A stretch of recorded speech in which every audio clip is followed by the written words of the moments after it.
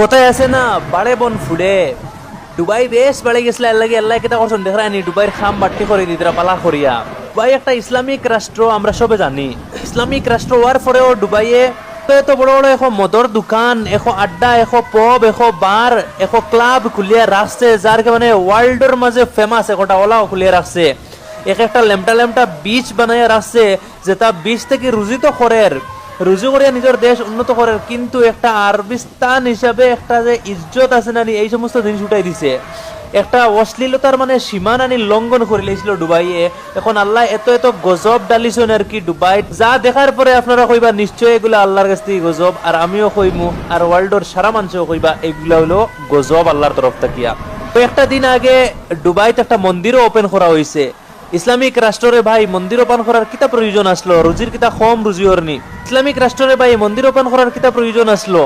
রুজি তো আর কম